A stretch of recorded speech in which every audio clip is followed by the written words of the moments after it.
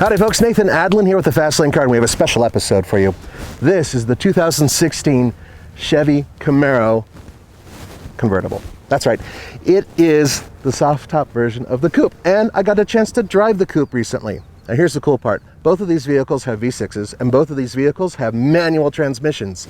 So coming up next, here's the question, which one would you rather buy?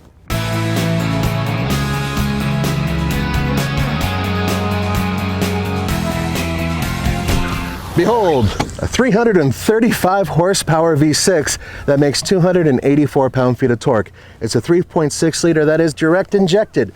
And yes, it has a manual transmission, a 6-speed. Exactly the same power plant that was in the Coupe I recently drove. Now there is a difference, one of which is the fact that it is a convertible means that it has to have more body stiffening. As such, yes, I said stiffening.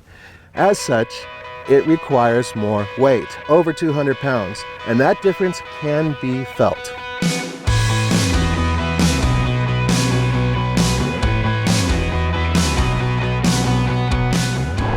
The handling is crisp on both cars. Choosing between the two of them just based on steering feel alone would be really difficult.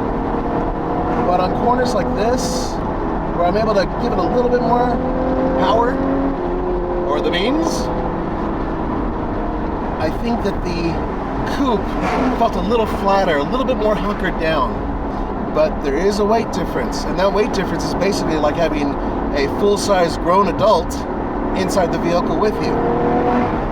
Now, combined, both this car and the Coupe get the same MPG, 21 miles per gallon, which is okay.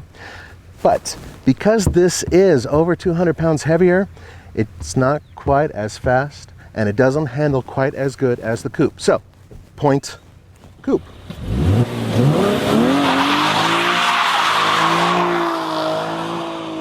All right, now obviously looks are subjective, but I think a lot of you will agree with me when you see the way this vehicle looks. It is one of the best looking convertibles that is built in the United States. If you look at this area especially, I mean, it looks like they really used a lot of crafting in order to make the lines work with each other. It's just fantastic. And it's still a Camaro. Make no mistake, this is still a muscle car, but it's just a really good looking one. Wow, well done. But is it better looking than the Coupe? Yeah, I think it is. So there's a couple other things. So the visibility, well, obviously it's better in this car when the top is down, but when the top is up, it's actually a little worse. Another thing is the back seats. Now, they are pretty comfortable for people who really don't have legs or much of a head. You really have to be small. Now I know I can get my little ones back there, but they're not going to have a ton of space. They actually have less usable space than the Coupe. That has to do with the way it's designed, of course. And you know, it does take up extra space. Everything seems to be tighter together. The whole point of a convertible is to keep the top open as much as humanly possible, right? So in that case, at least head and shoulder room isn't such a bad thing. But in terms of overall practicality and usability and comfort, I'm going to give it up to the Coupe because it has a little bit more usable space in the back. It's not a bad thing. I mean, what are you going to do with this anyway? You're not going to have people in the back. You have golf clubs in the back. Or your dog and a surfboard. Totally put that in the back. Yeah, I gotta admit though, this is a really fun car. Especially on a beautiful Colorado day.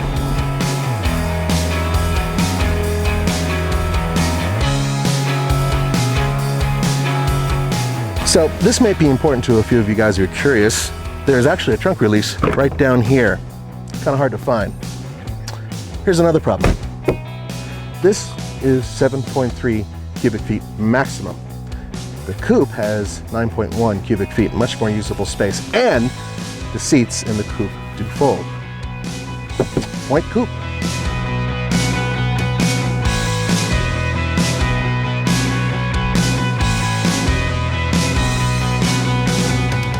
Now here's the cool part. You can open the top. You're driving up to 30 miles per hour. Oh, and also another cool thing is you don't have to take off the parking brake, which is electric, which I hate, but you just put it in the gear and start moving, it figures it out, and it'll take care of it for you. And cruise along. And it's raining.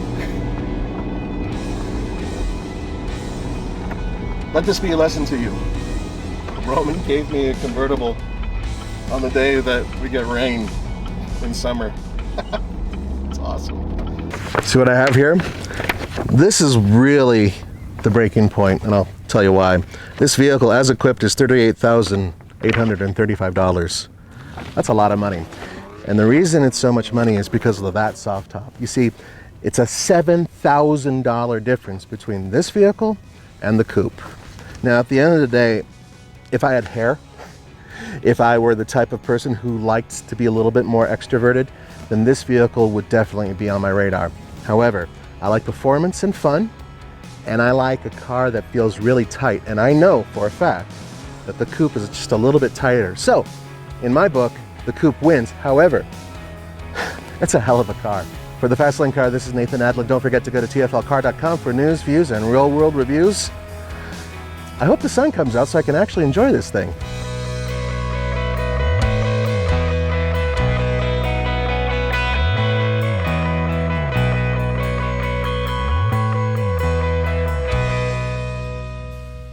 Welcome to this very special episode of TFL's Leaderboard Hot or Not, and as always I have Paul, our expert race car driver, and today, Paul, it was exciting at the track because this was just an all-out cage match, right? We've got Mustang versus Camaro. How American does it get?